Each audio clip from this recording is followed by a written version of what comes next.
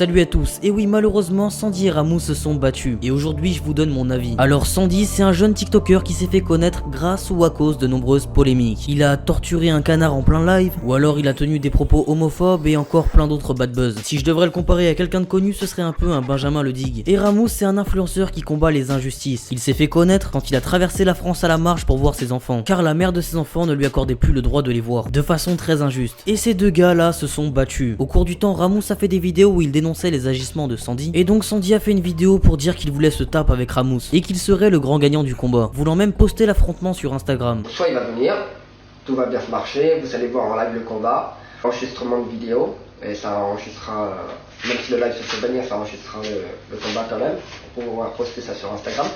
Donc soit il va arriver là-bas et vous allez voir, donc il va faire un verre tranquille, ça va bien se marcher, il va gagner ou je vais gagner, peu importe, on verra bien.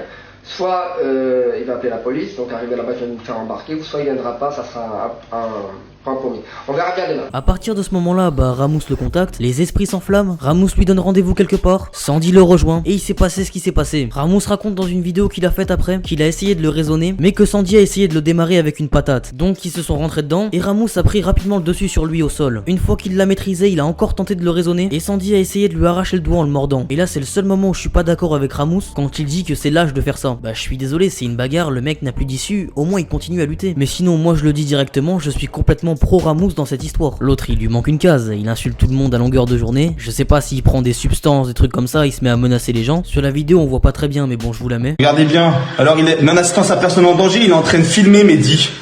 Il est en train de filmer.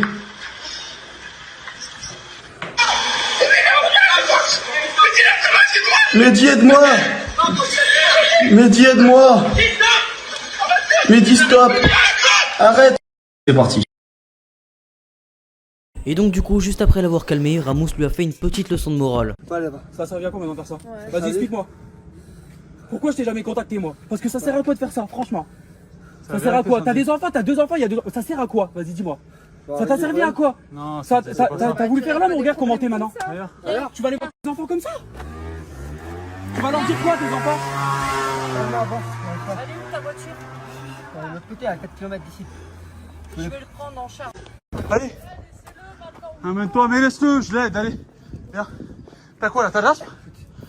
Respire, mets-toi comme ça, mets-toi comme ça. Comme ça? Ouais, regarde-moi que je te parle. Comme ça. Mets les mains en l'air. Moi je vais pas vous dire la bagarre c'est pas bien tout ça, je soutiens Ramous à 100% et je trouve qu'il a fait le taf. Le mec a des propos homophobes, islamophobes, il tabasse des canards, des animaux, je sais pas quoi. Son père a apparemment des propos pédophiles, comme il le dit c'est de la sale race. Regardez un extrait d'une interview qu'il a donnée à un youtubeur qui s'appelle Punisher. Ça ne se reproduira plus, mais faut pas modifier la vérité. La vérité c'est qu'il s'est pris une leçon et qu'il était tellement lâche qu'il a mordu quelqu'un.